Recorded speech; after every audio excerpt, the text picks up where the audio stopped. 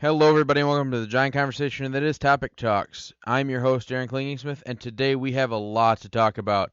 We're going to start off with a little bit of news. We've got a man who is shocked when he looks at the tip a customer left him.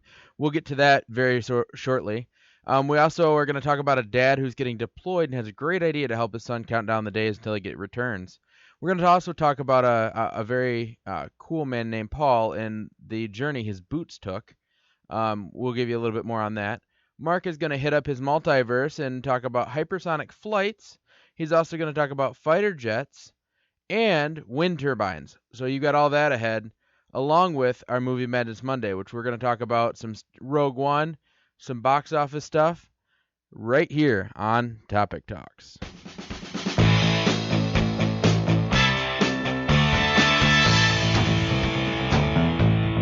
Welcome to Topic Talks, where we talk about the topics you care about and leave out the ones you don't. We talk about what most news sources don't: media, movies, and the multiverse. We even invite guests to come talk topics with us. Come join in on the fun. Let's get started.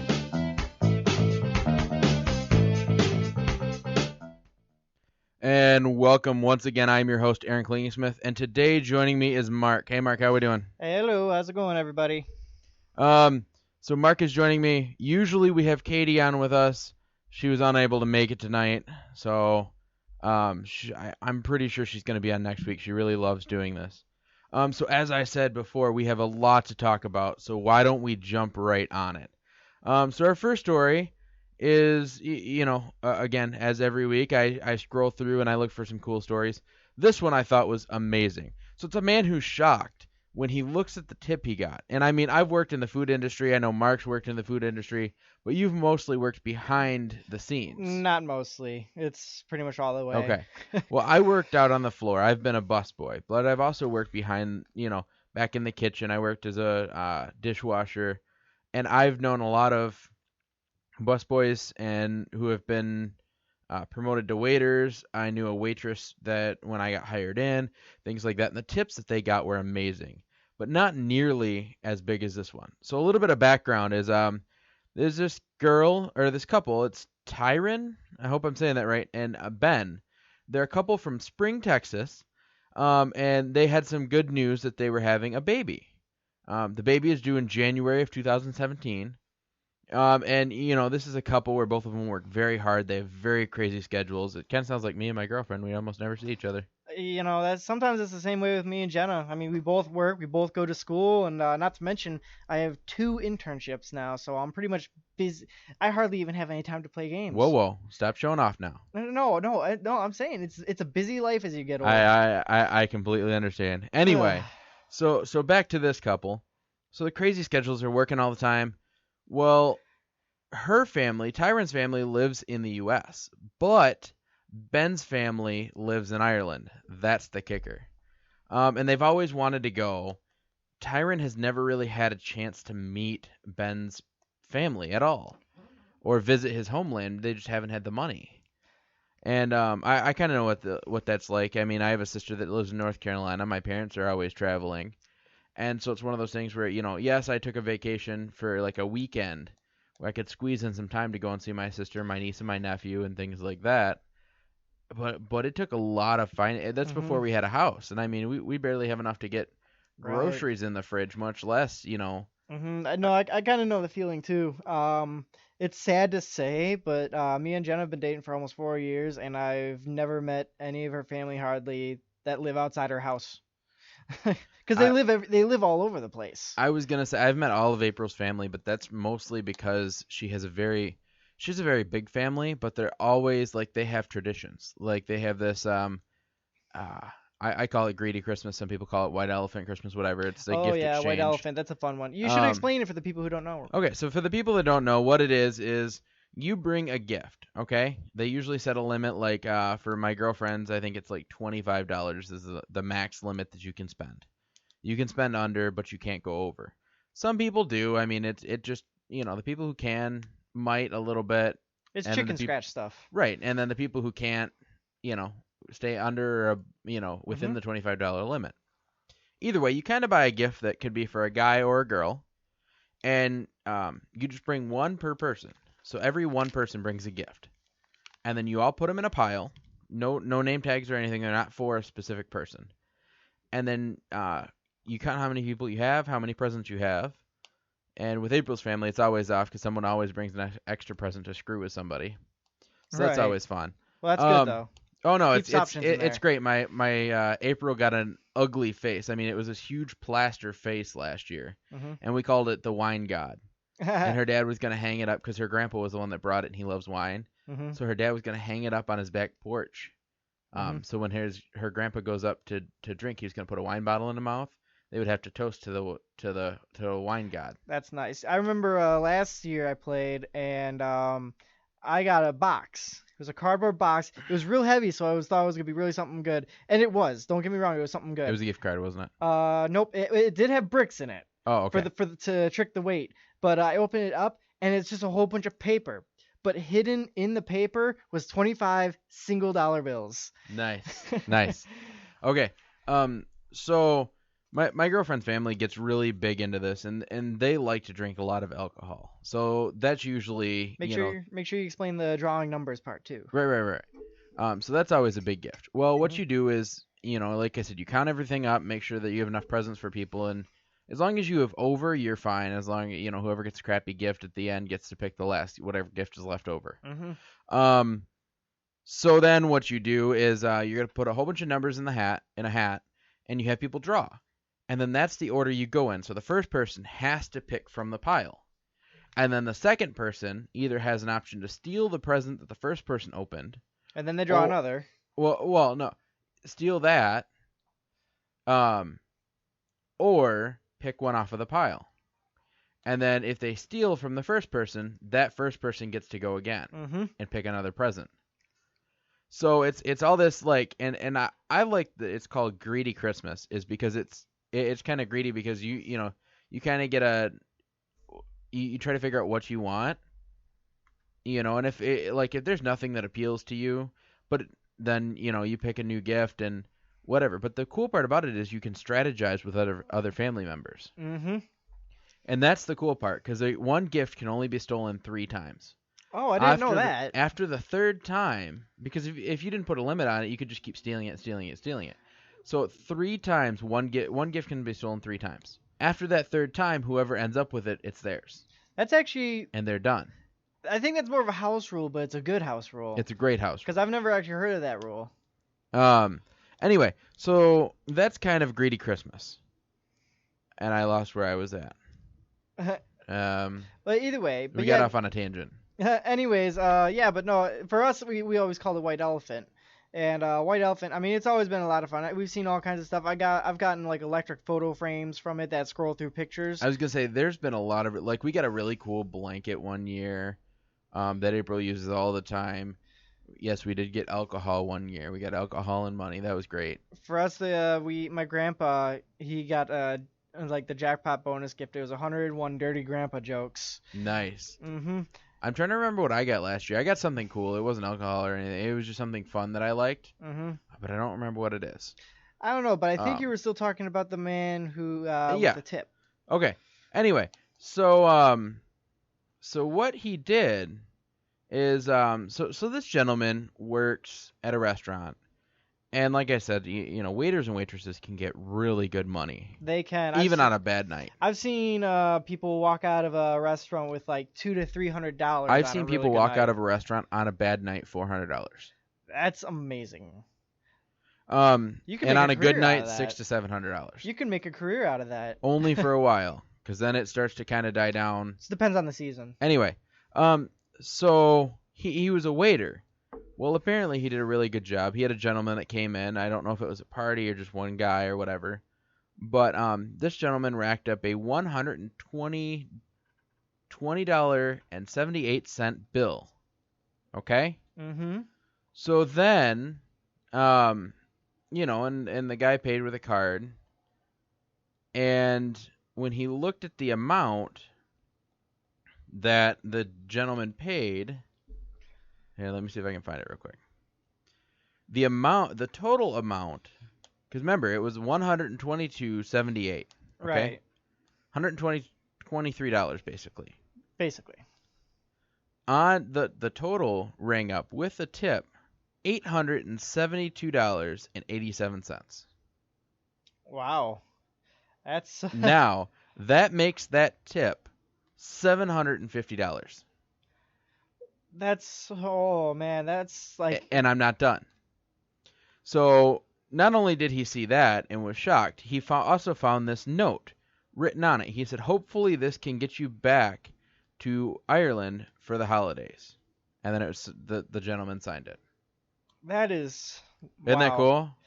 That is amazing. I think that's so. like a whole paycheck right there, for me at least. I was going to say, you're making the kind of paychecks I used to make. But yeah, that's awesome. I mean, and that's money that he can, he still gets his paycheck plus that on top of it. Right. That's oh man, that's probably would have been like my best day of work ever. See, but it's funny because I'm a guy who I talk a lot. Didn't know if you knew that. That it's not like that's the whole reason I'm going into radio or anything. What? Right. But I have found that the more people I talk to, the more connections I make, and the more I learn about other people. Like, yeah, for sure. For instance, the school that we used to attend, we graduated from, Specs Howard. When I was working at Bass Pro, a few days ago, I had they weren't. I don't think they were a couple. They were just some partners. It was a guy and a girl that both used to work for Specs Howard. Really? Yes. Now that's kind of cool. One of them was the president, and then the other one used to teach the video. Oh, he was the president of Bass Pro? No, she was the president of Specs. Oh, wait, never mind. Sorry, I misworded that. That's what I meant to say. President of Specs. Yes. And he used to run the DMA program, which is like a videography program. Yeah. To get further into the video side of the broadcasting industry. And so it was actually VMA is what it used to be. Yeah, that's what it used to be. Now it's DMA, isn't it? Now it's DMA. And then there's also the GFX, which is graphics. That's graphic design. Mm-hmm. Anyway, so I met these people, and that only came up because I was I don't even remember how. I was talking to somebody about some, like, just kind of, we were chit-chatting and whatever, and I brought up Specs and how I, would like to, or I was, graduating, or I just graduated from there, and I had, I told him I had this show and things like that. Right. And the gentleman passed me his card and said, "Send me a link to your podcast." That's awesome. So he could be listening in tonight. He could be. Hello, if you're out there. Shout out. But I mean, it's things like that. So obviously this gentleman, what was his name? I can't remember his name. It was Ben, right? Yeah, Ben. So obviously Ben and this customer, had some form of little, a little chit chat, and he kind of found out the whole thing about how he couldn't go back to Ireland, and his wife had never met I think it's his wife. His wife had never met his side of the family. His side of the family. Yeah. So I just think all around this is kind of a cool story. I mean, anybody who's been a waiter, been in the food service, knows that you can't, like, you get into conversations with people, especially if people keep coming back. Mm-hmm. But sometimes the most powerful conversations are, people that you have once and never see again. Yeah. Plus, I mean, I've gotten so many tips from people who just, I went and saw that they didn't have drinks, and I was a busboy. I saw they didn't have drinks, and I brought them out their chips. Mm-hmm. Sat there for about 5 minutes without drinks, so I went over and I took their drink order. Right. And I found their waiter, and things like that. And I made sure their chips and salsa were, just kind of little things that were kind of part of my job. Like the chips and salsa, I brought out initially. But right. It's like a what was it, like a secondhand task kind of thing. It's like, hey, if you see this going on, do something about it. Well, and it's kind of what I've done, or what I used to do, is I would just, a table that kind of seemed really cool. And I'd always check on a lot of the tables that I could, as many as I could. But there were a few times they're like, are you allowed to accept tips? I'm like, I don't know. Probably not. And because my boss had never really said anything. And they get, they'd hand me like a $5, or, I've got $5 tips, but I mean, even just like going along with a joke. Like there were 3 guys that were it was 3 guys in a booth, or no, it was two couples, or a couple, and anyway, it was a whole bunch of people, and they were making fun of this one guy. And I was playing along because he was trying to ask for more chips and salsa, or a basket of chips and a bowl of salsa. Right. But what he asked for, and I quote, a basket of salsa and a cup of chips. Like by mistake? By mistake. And I said, I cracked back. I said, well, I think my boss would get pretty mad if I put chips in a cup, and the salsa would just be messy if it was in a basket. So how about I bring you a basket of chips and a cup of salsa? And it like he just, but they all played along with it. They all loved it, and I didn't get a tip. I didn't care. But they were fun to hang, like they were fun to talk to. I like to, they were great to visit with, and it was just because. Maybe he was salty after that. Well, come to find out, that gentleman was the son of one of the older gentlemen that used to go to my church. Really? Yes. Small world. And it is. And the more people you talk to, the more I feel like things like this could happen. Mm-hmm. Speaking of small world, it was funny. I had a friend who was in literally the same program as us, except parallel in timing. For example, we were, like Mondays and Wednesday mornings. He was Tuesday and Thursday mornings. And him and I have been good friends since I went back to OCC. And then I started going to anime conventions, and then come to find out he goes to anime conventions. So him and I are literally accidentally running into each other all over the place, and it's just really funny. But the more people you talk to, the more you will find that happens. Mm-hmm. It's really crazy. Anyway, I just found this story. I thought it was really cool. I thought it was something. Mark, you weren't here, but last week we kind of talked about how nice it is when people, because obviously this gentleman didn't want any sort of the customer didn't want any it was just something nice he did. Right. He didn't hand the guy point it out to him. He just kind of did it and then left. Mm-hmm. And that's the sign that somebody truly isn't doing it for themselves or for the credit. They're just doing it to help out somebody. Yeah, and that's what's nice. I mean, that's the kind of stuff that people really notice when you go above and beyond like that. Yeah. So that was a story I just thought I would share. I really liked it. It kind of resonated with me, so I thought I'd share it on the show. Along with this next story.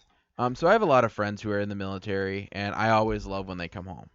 Definitely. I have a friend, Earl. He's in the Army, and he's coming home in December. He was stationed in Iraq and Kuwait. I actually have a friend right now who's home. He's his base is in Colorado. Mm-hmm. He hasn't been deployed yet, but he could be, depending on how certain things go in the next couple months. But I also have another friend, and coincidentally, they're both named Tyler. Huh. So for kind of I've got Tyler H and Tyler T. Tyler T is in the Air Force. He got married right before he left. He is stationed at Dover Air Force Base. But he was deployed, and I think he said it was to somewhere in Europe. And he was gone for a while, and that sounds kind of like right a cool before he deployment. left, they found out that he found out his wife is pregnant. And they just visited last week. And my mom was in the week before that for graduation. So I've had a busy couple weeks. Anyway, so I have a lot of friends in the military, and this is why I kind of like this one. So this is a dad who knew he was getting deployed, and he has a young son, so it's kind of hard on him. But he had a great idea to kind of help his son, kind of boost his spirits and help him kind of count down the days until his dad was able to return. So what he did is because this father was also in the Air Force, just like my friend, and he was going to Kuwait for 6 months. So what he did is to help his son count down, he got 190 Hershey's Kisses, or as he called them, good night kisses, and put them in a jar. And every night, his mom would take the jar into his bedroom and let him pick one from it. Wow. And so he did that every night for 190 days. And on the last day, he knew, when there was one left, he knew he was going to see his dad.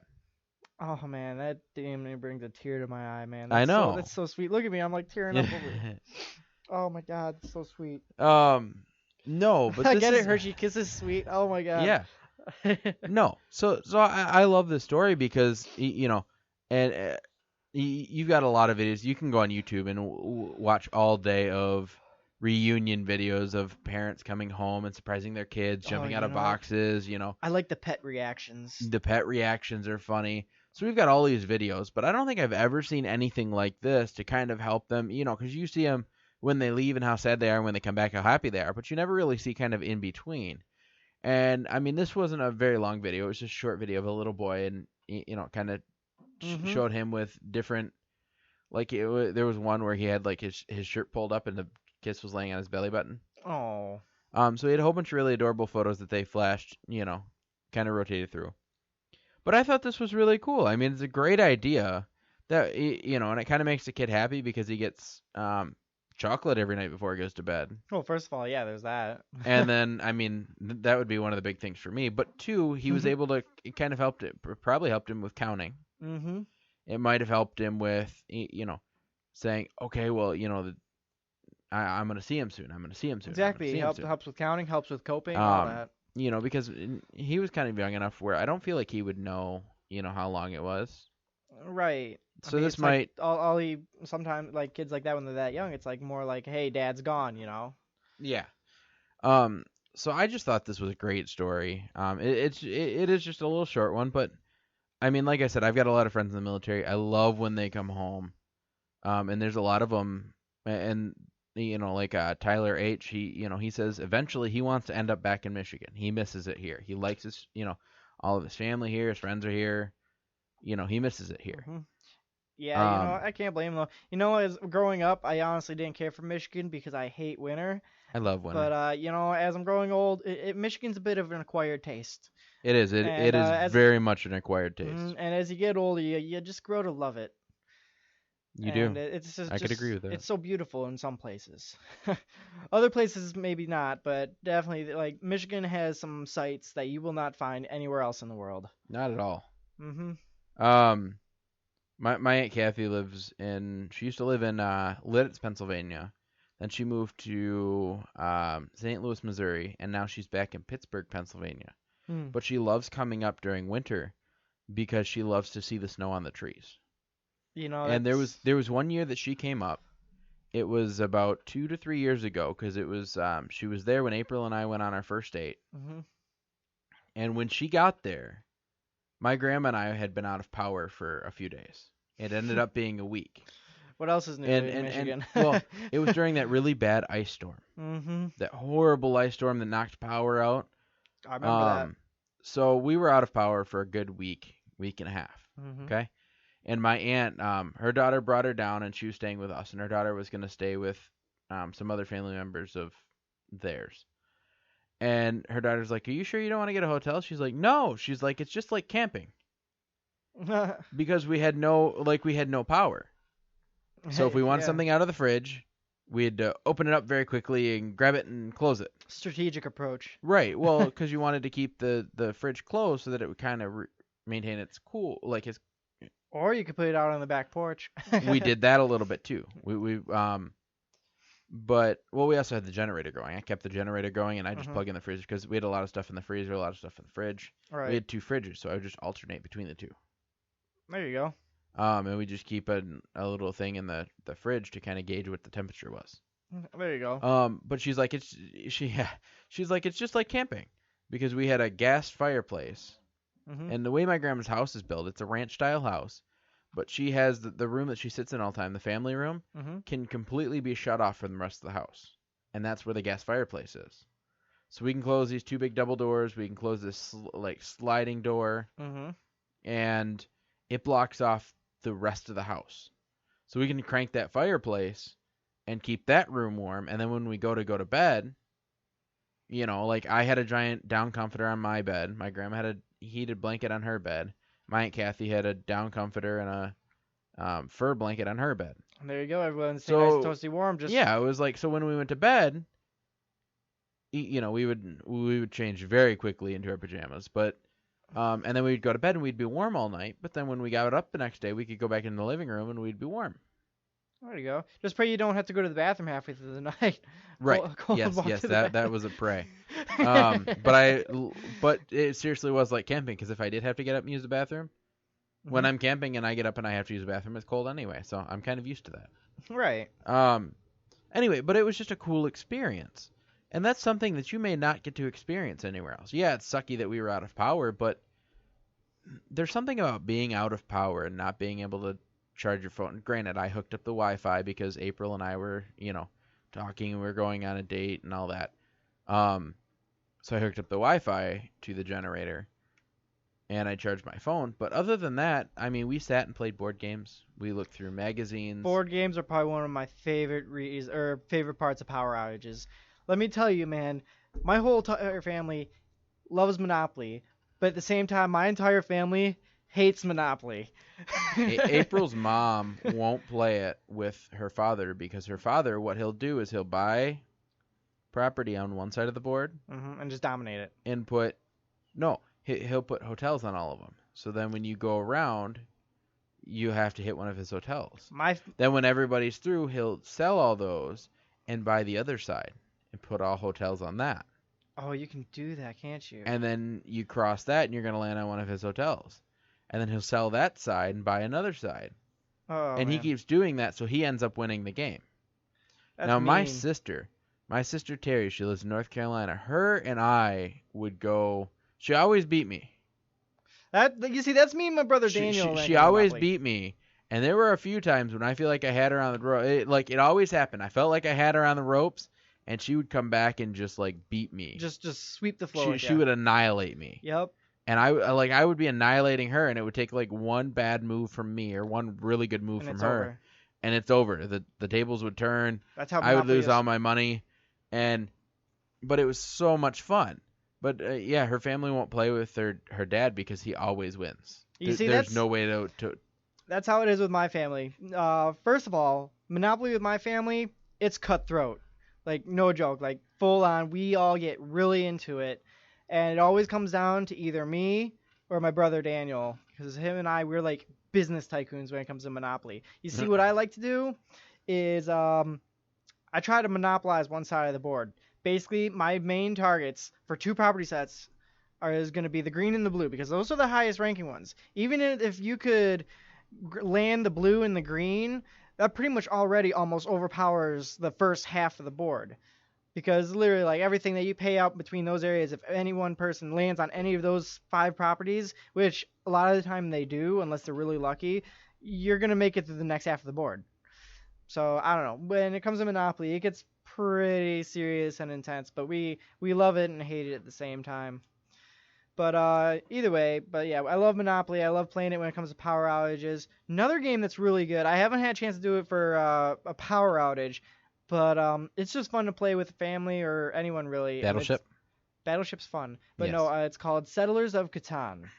I have not heard of that. And it's really cool. You know what? Someday we're going to have maybe 1 or 2 of your friends over or whatever, because it's better with more players. It's kind of like Monopoly. And it's basically a pioneer version of Monopoly with some differences. So here's a game that I love to play. So for a while, near my junior senior year, maybe shortly after I got out, my grandma on my mom's side would have this. Sometimes there were a couple years we did it twice in a row. We'd have a Christmas and a New Year's party, and she has these friends that has this game.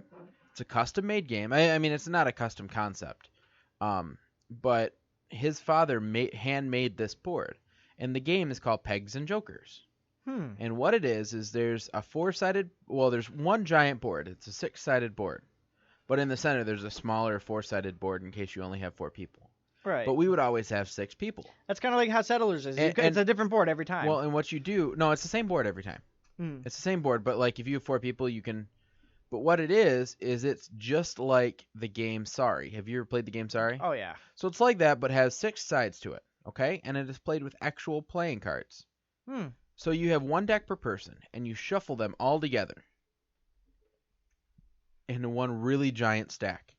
And each card has a different, does something different. And jokers are kind of like the Sorry cards. You can, take someone's spot across the board. and your ultimate goal is to get all your pegs around the board and up into the little L-shaped thing. Right. Okay? But I love this game. I actually have some half-finished boards that I was custom making, and they're half-finished because I screwed up when I was making them and drilled too many holes.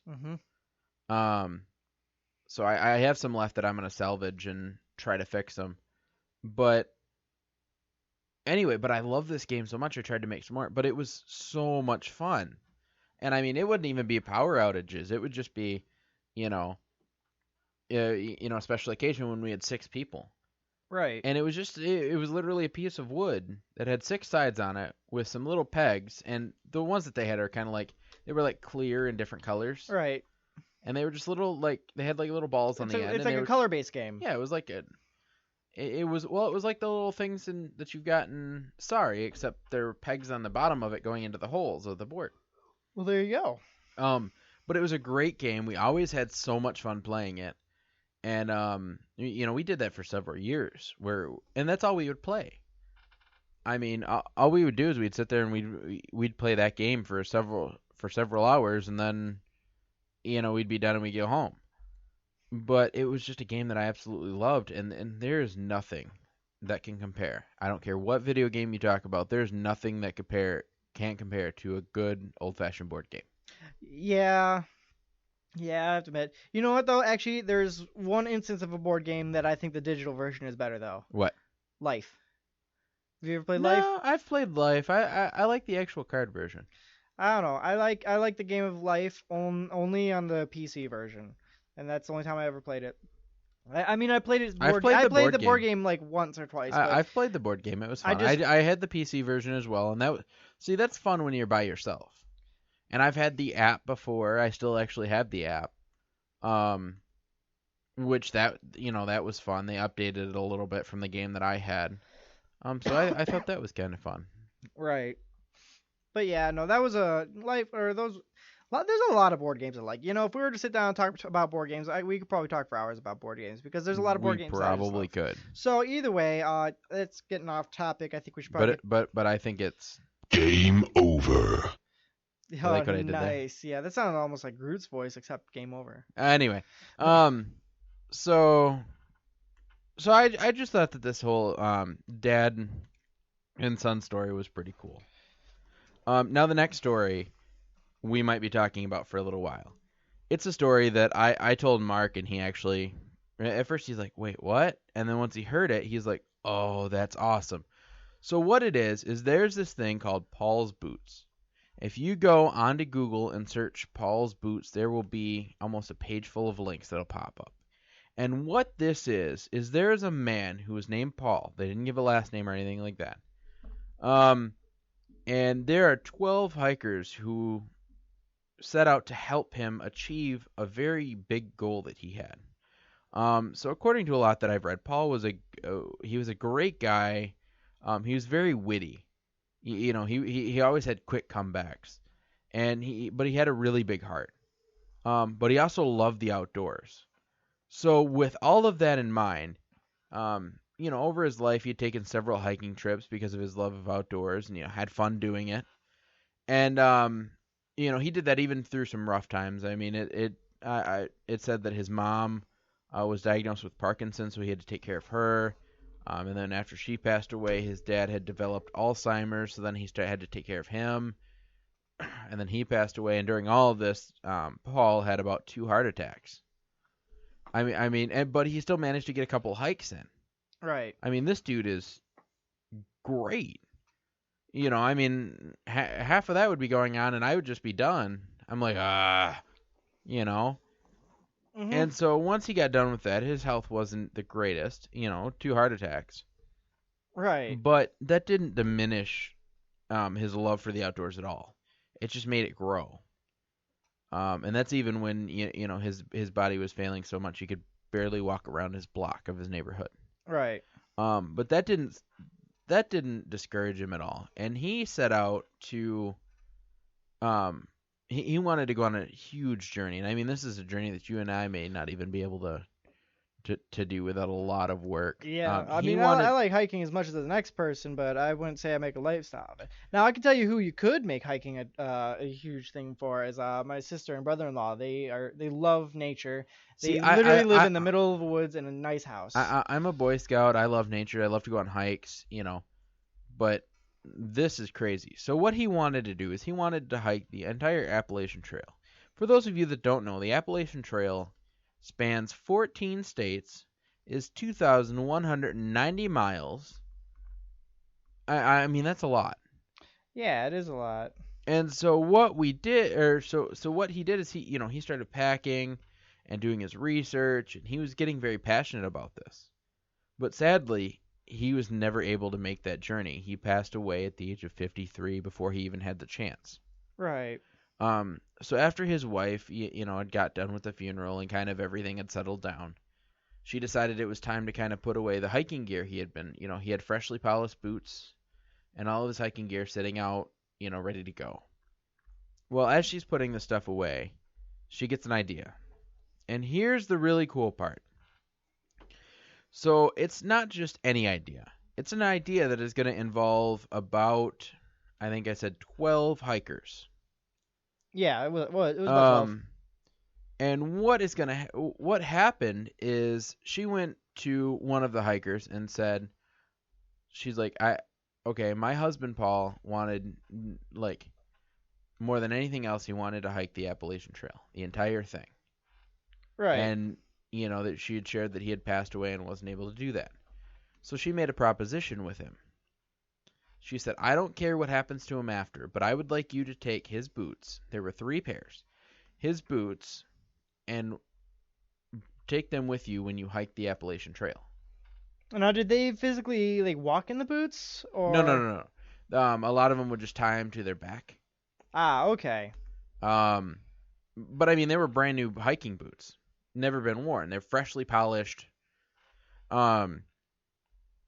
And so what they did is they would tie them to their backpacks. Right. And I watched this video. If you guys have the time, I would highly suggest going to watch this video. It's about a 1 to 2 hour video. It's very long. But what it is it actually shows you from beginning. It's got Paul's wife telling you kind of the story of what had happened in his life. Mm-hmm. And then it shows the guy that she contacted. Right. And it shows him starting off. Now, there were, I think I said 12. Let's see.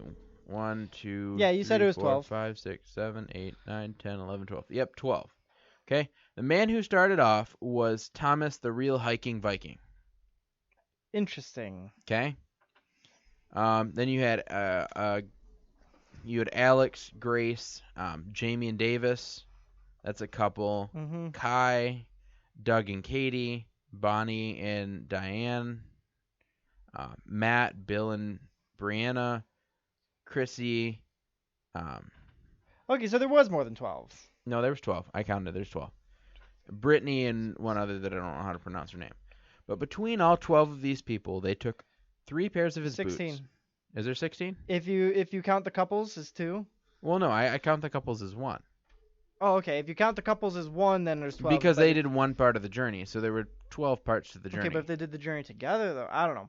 I guess I don't know. If you count the Anyway. couples as 2, then it's 16. If you count them as 1, then it's 12. Okay, anyway.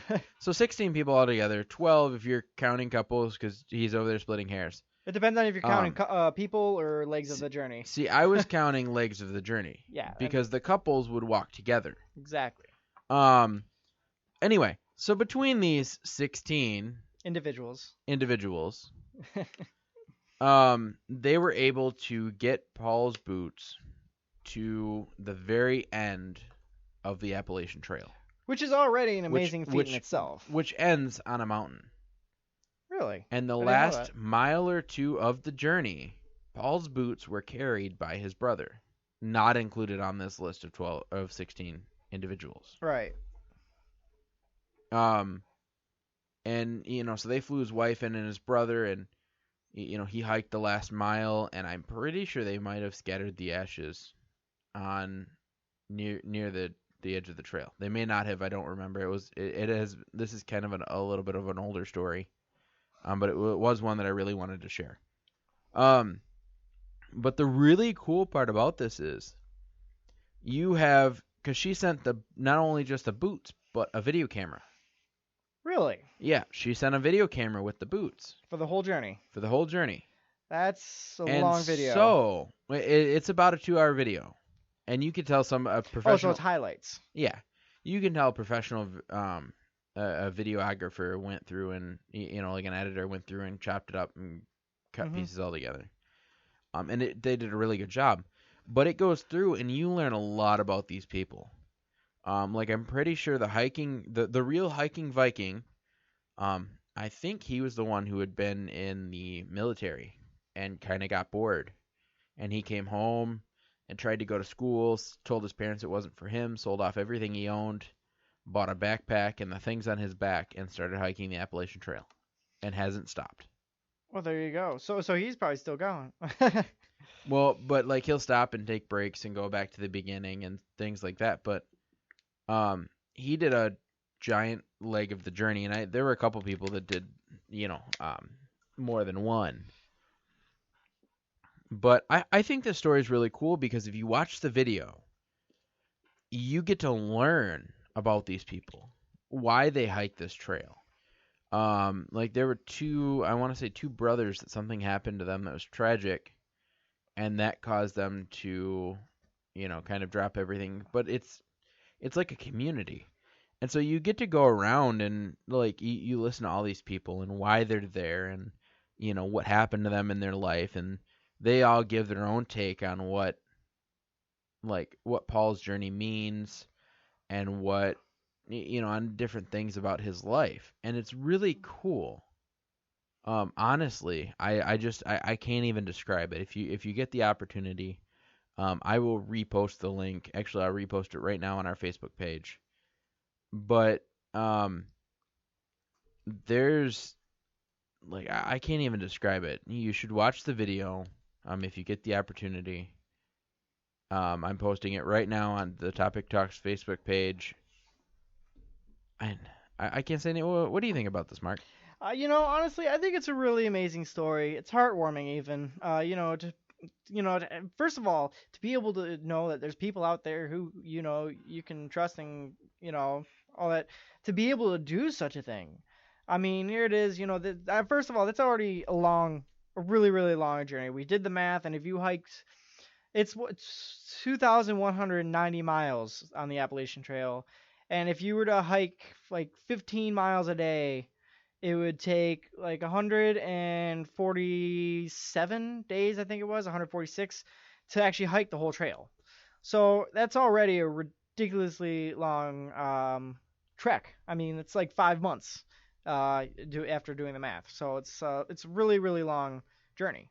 And so it obviously takes some undergoing to do this, but it is amazing. And, it's a journey that, for the highlights to be condensed down to 2 hours, that would be something to watch. It is really something to watch. Now, the link you posted, that has the video in it? Yes, it does. I might have to look into that at some point. I believe so. If it doesn't, I will make I'm pretty sure it does, but I'll review it, and if it doesn't, I will post a new one. Mm-hmm. But yeah, it's an awesome story, and like I said, you get to learn a lot about these people and why they're there, and a lot of them is they have some tragic things that happen to them, right? And just the takes that they have on what because this journey means more than just It's more than just a pair of boots. It is. It really is. And it also came out with a hashtag. It was hashtag Paul Walks On. It almost sounded like you were gonna say Paul Walker for a second. I'm like, not at all. No, but that'd be interesting to name it. I just think that this is a really cool story. I mean, it was one thing. I mean, I had to get up at 2:00 the next morning, and I stayed up until about midnight watching this video, and I ended up having to skim through the kind of the end of it because I had to see the end. Mm-hmm. But I had to get to bed. Right. I know. I've been there. Sometimes you just get really into something, and there's a bedtime afoot. There is. No. So I thought this was an awesome story. It is. It's a very awesome story. All I can say, or all I have left to say is go and watch the video. It will speak for itself, and It might make you tear up. Do it. Yeah, it might. I mean, if I was tearing up, earlier just about, some military stories, this is this is something to look into. I haven't watched it, but I'm going to look into this. It sounds like a real something to listen to or watch. I mean, Yeah. worth it. So yeah, it's amazing. It really is. You know what else is amazing? What? Mark's Multiverse.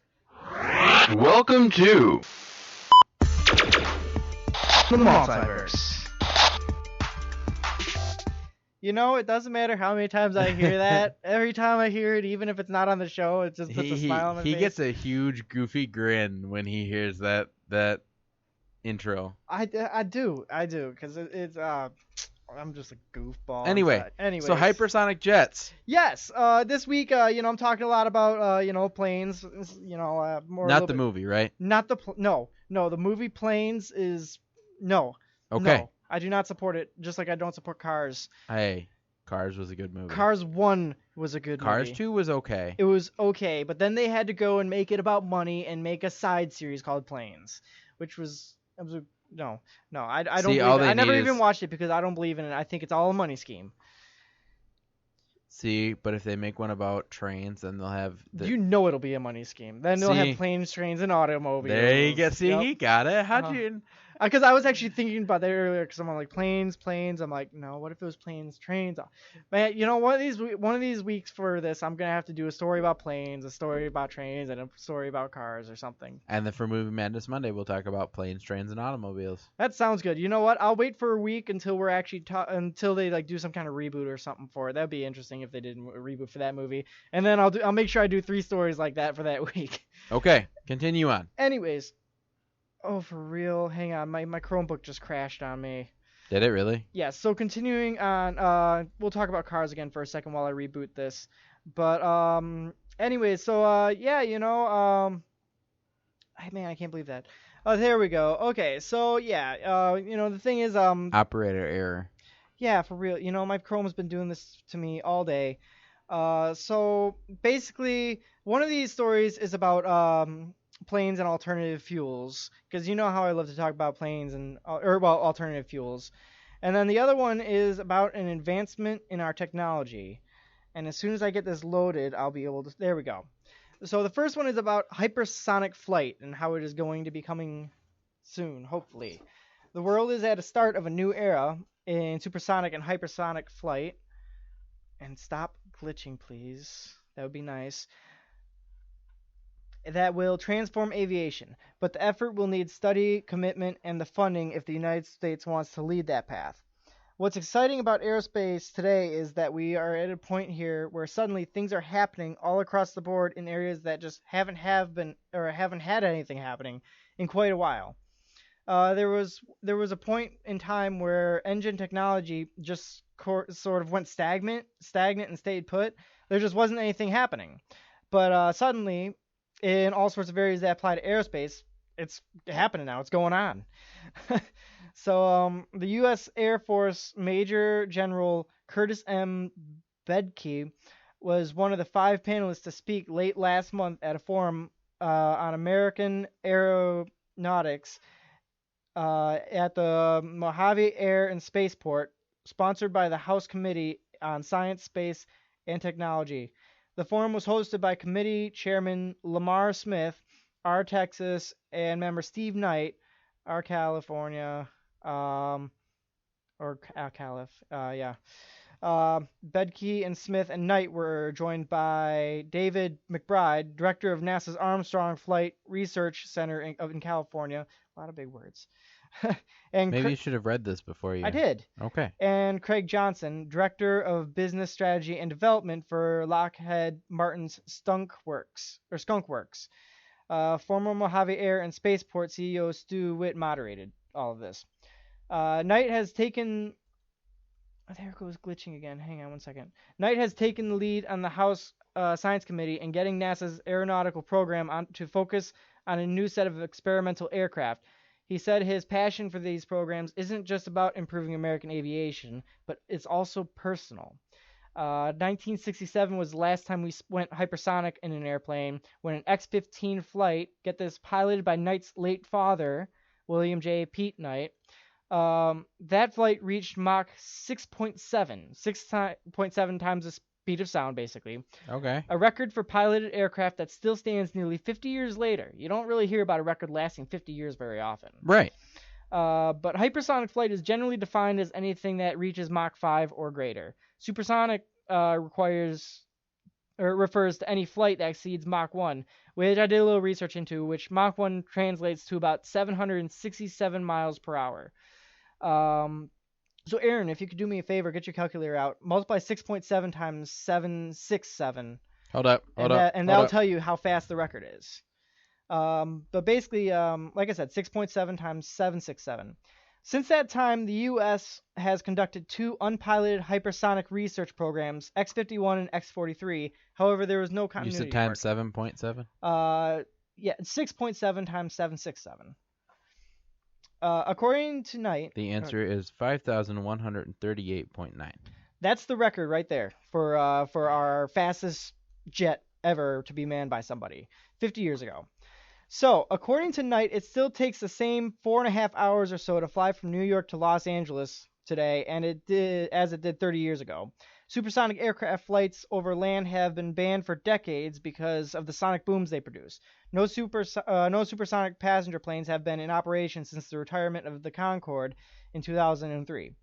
NASA wants to change that. In February, the Space Agency awarded a contract to Lockheed Martin for the design of an experimental plane to test technologies that can significantly reduce the sonic booms caused by aircraft. If the program is successful, the ban on overland supersonic flights could, in fact, be lifted. There is a market for supersonic flight over land in an efficient manner that can fly without being an annoyance to everyone on the ground. NASA also is exploring ways to improve the efficiency and reduce the environmental impacts of subsonic aircraft. Engineers are experimenting with blended wings and other innovations. It is inevitable that hypersonic technologies are going to happen, but it is not inevitable that we are going to be the country to do it first. We can be the country to do it first, but we're going to have to put our minds to it, and we're going to have to stop the history of fits and starts, of throwing money at a big program, achieving wild success, and having no follow-up, or throwing a lot of money at too big a program, taking too giant of a bite, failing miserably, and deciding hypersonic isn't going anywhere. Neither of those must be allowed to happen in the coming years. They're both going to happen, I can guarantee you. Please don't say that. I want this to happen. I can almost guarantee it's going to happen. The reason being is because, well, examples. NASA. Yeah, it is NASA we're talking about. I was going to say, look, like, they shut down the space program. Why? Why would you shut down the space program? Well, if I recall, I think that was Obama's call when he first got into office. But either way, I mean, I don't know. I'm hoping that our space program gets to be more active in the coming years because, well, you guys all know. I'm like a total nerd about this kind of stuff. I love the idea of space travel or fighter jets and all that stuff. I've checked out some of the designs on some of this kind of on some of these jets and everything like that. You'll see that most of them, you see how planes have windows and stuff like that. But they do. It's fascinating. But most of these hypersonic jets, they don't support any windows. But Aaron, if you take a look at the link, it actually looks really cool. It looks really futuristic. I'd fly one. Well, if I knew how and if I had the opportunity. But if you start flying jets, let me know. I will immediately leave town. Well, leave the planet. Yeah, you're gonna need a jet to do that. I volunteer. No, I'm kidding. No, I would drive on anybody's jet but yours, and you are not allowed to start driving until I leave. All right, fair enough. So moving on with jets. These next jets I'm about to talk about, they can soar without fuel. And it's not so much about the jet, it's more about the fuel. Some of America's best fighter jets can soar without using the drop of oil for fuel. The Navy's EA-18 Growler fighter jet can fly more than 1,100 miles per hour. It costs up to about $68 million to build, but jets are usually pretty expensive. You got to think about that. And it's flying on 100% biofuel. made from things like kitchen grease and plant seeds of all things. Kitchen grease? And plant seeds, Aaron, plant seeds. Navy Secretary Ray Mabus said the engine does not function any differently than on regular fuel, which is kind of surprising to me. But Little bit. But Little bit. the reasoning behind this project was actually kind of surprising to me. It basically may burn a little cleaner, but no, otherwise the engine doesn't notice a difference. In 2009, Mabus committed the Navy to 50% usage of alternative fuels by the year 2020. Mabus said that it's to make us better warfighters, was his reasoning. Energy is vulnerability. Energy can be used as a weapon, and when he came in, the Marines were losing a Marine killed or wounded for every 50 convoys of fuel brought into Afghanistan, and that's too high of a price to pay. So until recently, petroleum had to be added to the biofuel for it to pack enough punch to be feasible. But ARA, a Panama City in Florida company that was working on a process to make sterile water in remote areas, they stumbled upon a way to make biofuel identical to petroleum. So funny enough, they did it on accident. It's a material that has all the same molecules as petroleum crude, but from a renewable feedstock. One of those feedstocks is Ethiopian mustard seeds that can grow in arid ground and can be used by farmers as a rotation crop. ARA's process can also use waste grease from the water treatment plants and kitchens. ARA Senior Vice President Glenn McDonald saw an opportunity for his company and the world. McDonald hopes that one day all diesel vehicles are operated with his fuel. He hopes that all commercial jets are operated with our fuel as well. As for the U.S. Navy, that goal is well underway. Alternative fuels now power 30% of naval ships and 50% of its bases. So it already is making impressive leaps and bounds, to say the least. And although the reasoning wasn't really what I expected when I saw the title for this story, still, I mean, it's all in a good cause. They're saving our Marines out there, which, anybody who knows anyone in the military will know that can be a significant effect. That one Marine could be your Marine. Really, it is a really good cause on top of helping for our, in the search for alternative fuels and helping our environment. So, as usual, alternative fuels and movement of technology is what inspires me to pick a lot of these stories that I tell you about, and which also brings me up into this next topic, which is wind turbines facing an uphill battle. Clean energy and environmental interests usually go hand in hand, but in western New York, they are battling over plans to build dozens of wind turbines that could be among the nation's tallest, rising 600 feet above scenic shores of Lake Ontario. Apex Clean Energy's proposal to plant 70 propeller turbines amid the farms and towns east of Niagara Falls is still in its early stages, but has already generated thousands of pages of comments, studies, and legal documents considered by state regulators. Sorry. Wildlife groups are concerned with the turbines could disrupt a major flyway for migrating birds. Local lawmakers worry about flight operations being compromised at a nearby military base. Residents fret about potential health threats from noise, which are still being studied, and say views could be dominated by structures taller than skyscrapers in upstate New York. It's a debate playing out as rapidly improving technology for towers and turbines allow the wind industry to move on to increasingly taller structures. Let's see. Hang on just a second. My thing just glitched out again. Federal Aviation Administration records show that the vast majority of the hundreds of proposed turbines the agency is reviewing for the air safety would stand at or just below 500 feet. But two other projects in New York, one in central New York, one in the northeast corner, have submitted plans for a combined 70 turbines from 640 to 656 feet tall. And there are several projects with towers topping 600 feet in the works in Texas and Kansas. The tallest towers in the world now top 700 feet and operate offshore in Europe. Charlottesville Virginia-based complex, a major national wind farm developer, said it hasn't settled precisely on the turbine size for the project named Lighthouse Wind, but noted that taller machines offer greater yield. Currently in New York, the tallest wind turbine is just under 500 feet, but certainly the trend in the industry is to go higher as the consistency and wind speed. Essentially, the quality of the wind does tend to increase with elevation. Like jet stream and all of those factors. 70 turbines is the high end of the proposal, and it may require only 50 or 60 of the larger machines to achieve the project's goal of generating 201 megawatts of electricity, enough to power 50,000 average New York homes.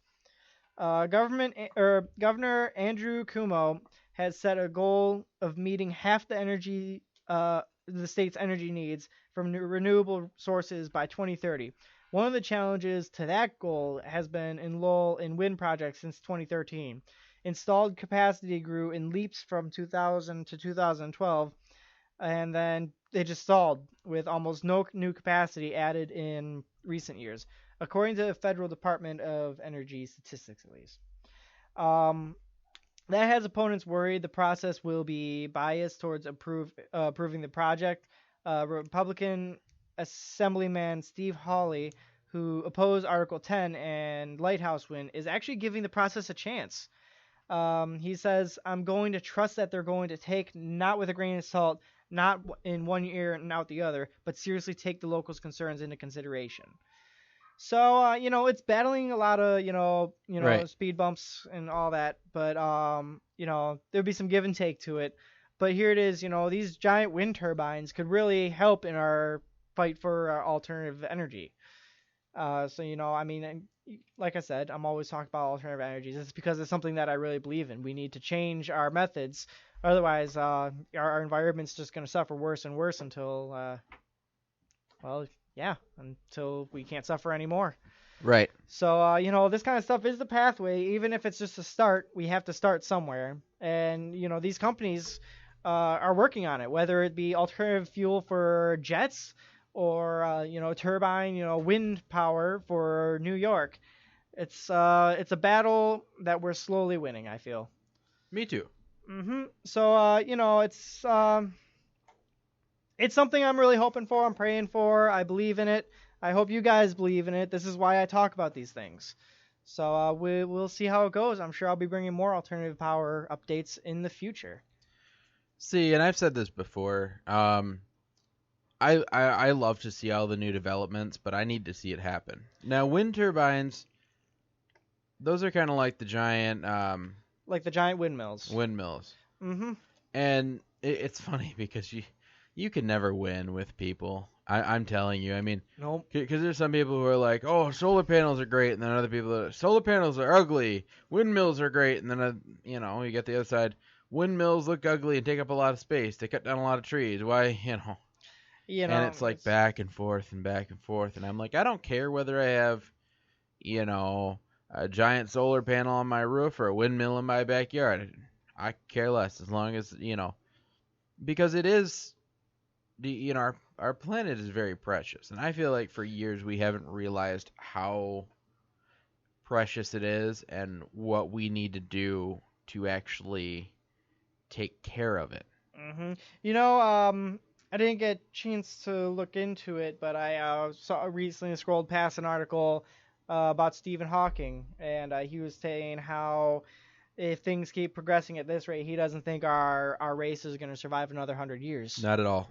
And, it's scary to think about, but, guys, come on. First of all, it's Stephen Hawking. He's one of the smartest men in the world. I might not take everything he says into consideration, but, he's certainly smarter than I. Me too. And, really, these are some of the issues that we really should be thinking about and tackling. Not things like petty issues or anything like that. We need to stop focusing on like the rest of the world and actually start focusing on the rest of the world. Yeah, and actually saving the world, guys. Come on, we are the everyday superheroes. We are the ones who have to make the difference. So, whether it's signing petitions or anything like that to push these kind of projects forward, it all starts somewhere. So It let's all be starts this. with your vote is where it starts. So, let's step up and take that responsibility. So, on that note, I'm going to move us into our next segment and, continue talking about space. Some more.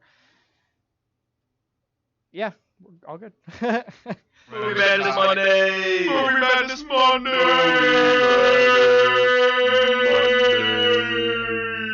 That's a really good intro, too. Sorry, I forgot that our first Movie Madness Monday story was about, like, space, and I thought he had another story. I'm like, I thought that was the last Mark's multiverse story. What are we doing? He's like, no, you're good. I'm going off on a tangent, sir.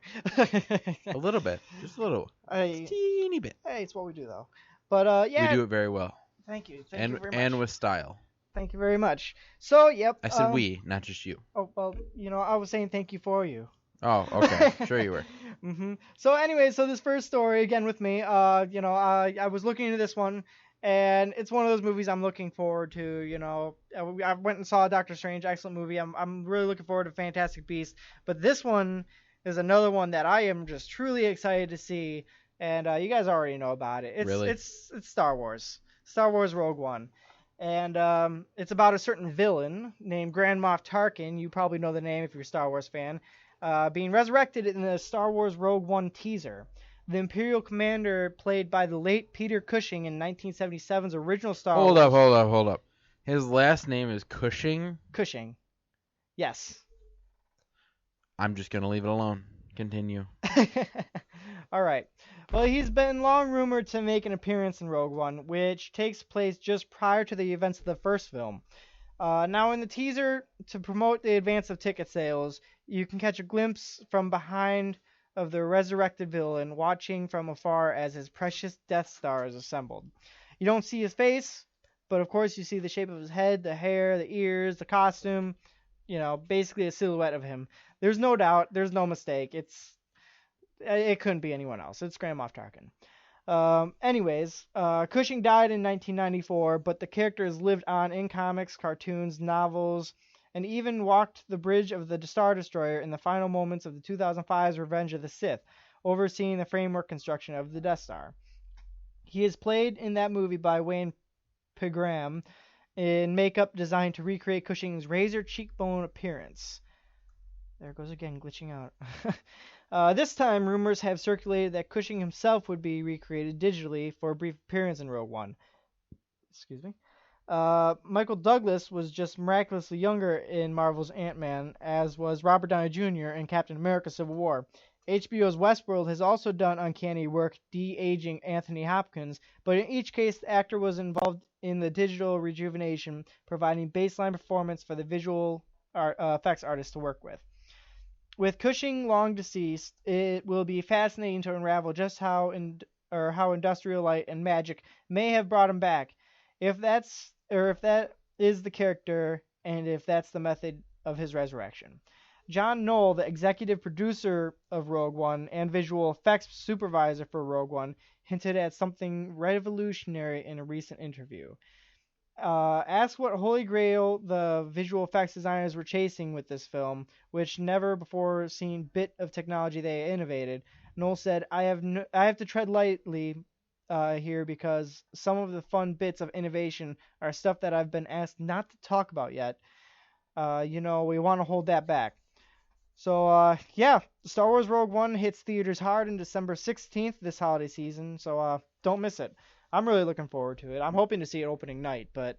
Me too. As mad as the last Star Wars movie made me because they killed off Han Solo. It was a good movie. Han frickin' Solo. I know. I was really, really upset about that. And, but you know what? The movie was great. I mean, the movie was awesome. I'm just saying they killed off Han frickin' Solo. I was upset about that. But, I still am upset about it. Mm-hmm. But, I think some of my favorite parts of that movie were with the Millennium Falcon. And like that first flight scene. They called it a piece of trash. I know, right? And here it is. Like, this piece of trash hasn't flown in... He's like, hey, this is my piece of trash. Exactly. People don't even realize that's one of the fastest ships in the galaxy. Like, even though it's a freighter. It's absolutely amazing. And, it's grown to be my favorite ship. It's not just a freighter, it's a smuggle ship. Yeah. So it's grown to be one of my favorite ships in the franchise, as any Star Wars fan would probably say themselves. It's just about as iconic as the Starship Enterprise from Star Trek. So really, I'm really looking forward to this. Seeing these trailers, it's even inspired me to pick up the new Star Wars Battlefront again. As limiting as it was, I decided to download the DLCs, and I'm just waiting for a chance to actually play it. I might go check it out tonight, or play Skyrim Remastered. I don't know yet.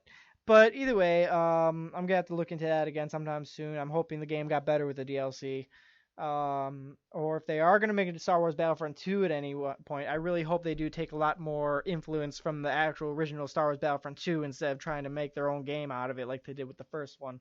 Because the new Battlefront 1 is not even comparable to the original Battlefront 1. But that's just me going off about video games.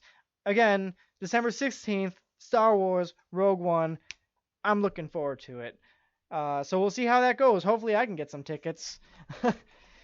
But I'm gonna toss. Well, here, look, Aaron, you forgot these highlighters right here. I'm gonna. There's pass no you the baton. No, put it back. There's the. April will get mad if you lose one of her highlighters. Okay, all right. Well, I put it back. Either way, I'm passing it over to you to continue with our box office stories. So it's actually kind of cool because there's two movies that came out really close together, and Mark actually mentioned one of them. One of them, together, they pushed the domestic box office to a record-breaking $10 billion in record time. So $10 billion isn't really that record-breaking, but how fast it jumped to that number, that's what broke the record. I feel like these past couple years, there's been a lot of box office records with with movies like the new Star Wars, the Fastest Heaven, the new Fantastic Beasts, just all these, especially the Marvel movies, and a lot of these movies are at least partially directed by Disney. So I mean, like, Disney's breaking some records of their own as well these past few years. But it's really amazing. I feel like every couple weeks I tune into the radio and Dave and Chuck the Freak are talking about the box office and how some new records have been broken. So I mean, either way, it's kind of cool to be able to say we live in a time where we're constantly hearing about this. Right. Mm-hmm. And so another cool thing, so the two movies, one of them is Mona. That was an animated Disney movie that came out, and it kind of had some controversy in the beginning because didn't it? It was dumb stuff. It was ridiculous controversy. It's because the guy Dwayne "The Rock" Johnson played in it, and that's not why it was controversial. The controversial part was because his character was obese in the movie, and they were saying that it was stereotypical and things like that. Which everybody got over, and life moved on, and as usual. Now it's breaking records at the box office. The second one that helped contribute to this, and this is a movie I'm dying to see, is Fantastic Beasts and Where to Find Them. Let me tell you, sir, I've witnessed firsthand the success of this movie. The other night, me and Jenna, we went out to dinner, and we were going to try and go see it, and it was sold out. It was sold out. We checked 4 different movie theaters, and it was totally sold out. Really? Yes. So nice. Fantastic Beasts is all over the charts right now. I'm telling you, man, right now it's tough to see. So I'm hoping maybe I can manage to go see it sometime in the next week or two because it looks ridiculously good. I'm not gonna say it's comparable to Harry Potter yet, not until after I see it, but really it's just one of the things that always fascinated me about the Harry Potter universe was the magical beasts of it. Buckbeak was, I think, my favorite. I think I have he was in the movie Prisoner of Azkaban. Didn't he make a small appearance in one or two of the other ones? He did. Yes, he did. Later, Sirius Black wrote him in at one point. Mm-hmm. But he was one of my favorites. I don't want to say one of that giant spider, and that was the first one. I think it was a Sorcerer's Stone. That wasn't really my favorite. Yeah, I don't. Really no. The first one had the giant. No. The first one had the spider in it. Then the second one had the snake in it. The snake was pretty sweet. It was okay. I mean, it was cool, but it was creepy. I don't know if Dobby would be a creature, but he's a magical creature. he was really cool. Dobby was funny. I think overall, first of all, the Goblet of Fire, which was the fourth one, had a lot of my favorite creatures in it because It had a lot of my favorite characters in it. first of all, dragons. It goes without saying. Dragons are one of the most famous mystical beasts of all time. And obviously your favorite. And obviously my favorite because let's face it, that challenge was absolutely amazing to watch. I feel like you're a little biased. As a matter of fact, I'm trying to remember. No, never mind. It wasn't that scene. I was trying to think. Now here's a little fun fact. I didn't read the books, but I was watching a video the other day about things that were different in the movies. That were different in the books. Yeah. And one of them was, you know how it says, oh crap, what's his name? Cedric Diggory? No, it was the guy, Longbottom. It was his last Neville. name. Neville. Neville gave Harry the stuff to eat so he could breathe underwater. Yeah. That really wasn't true in the books. Who gave it to him in the books? Dobby. Really? Yes. I did not know that. Him and the house elf played bigger roles in the books than they did in the movies. I didn't know that. Me either, till I watched this. You know what? Oh man. I think I remember. No, I don't remember that part, but I did read the fourth book. I made it all the way up until I think halfway through the fifth book. You know my favorite. But I wasn't big on reading then. You know what my favorite actor is Who's in that movie? Which one? In the Goblet of Fire. Which one? It is David Tennant. Ah, yes, the imposter. He was. That was pretty cool. I think And I didn't even realize it was him. If you guys ever get the chance, you don't have to watch the whole movie, but if you go back and you just look Google at search David Tennant in Harry Potter, it will show you his scene, and he looks insane. He really does. He literally And looks insane. and I'm not talking about like a madman in a blue box, like the Doctor that he played several years later. I'm talking he looked insane. Like clinically, he should have been, thrown in a straitjacket. Yeah, but he did such a good job at it. He did. I didn't even realize it was him. He's a pretty amazing actor when you look at him from the big picture. Oh yeah. I initially didn't think much of him, but then I started seeing more of him around here and there, and I'm like, oh wait. Doctor Who was the first thing that I remember seeing him in. Mm-hmm. Which one is he? The 9th? He was 10. He was the 10th. Okay, I still got to start watching Doctor Who. It's on my list. 9 was kind of had like the shave, kind of like the buzz cut with a leather jacket and a t-shirt and blue jeans. Yeah, I know who you're talking about now. Yeah. 10 wore. Didn't he wear a long coat? He wore a suit with like a brown or a blue pinstripe jacket and pants, Converse shoes, and a large trench coat, and a loose tie. No, that's the David Tennant one? That's David Tennant. Matt Smith wore a kind of like plaid, not even really like a plaid. It was like a very busy jacket, with a bow tie, because bow ties are cool. Bow ties. And some weird looking shoes and like black pants. I don't think it's as cool as a duck tie though. And he also wore a fez. He also wear a fez. Because fezzes are cool. I haven't seen anyone sport a fez. Unless I can't say I've ever actually seen one sport a fez in real life. I have. You have? Shriners. I've never seen it. But either way, They're people. Are they people? They are. Are they? It's Are an you sure? organization. Okay. All right. Either way, I think Harry Potter Goblet of Fire was easily my favorite Harry Potter movie, though, just because of the challenges and the dragons, and the Voldemort scene was really cool. You know what I always thought was interesting? How when spells collided in that movie, like literally just there was like an ooze coming off the magic streams. You remember that? Yeah. That was weird. I didn't get that, but it was kind of cool at the same time. So, fun fact number 2. What's that? Did you know that the guy who played Lord Voldemort in the first movie and the one who played it in the rest of the series were 2 different guys? No, I didn't. Yep. That's kind of cool. Another fun fact. In the books, Lord Voldemort died very quickly. Voldemort. That's what I said. Oh, I thought you were saying Voldemort. No. Oh, anyways. He died very rapidly in the books, but in the movie it wasn't dramatic. They didn't think it was dramatic enough, so that's when they added the giant scene. Really? Mhm. That's kind of interesting. Yeah. That kind of reminds me of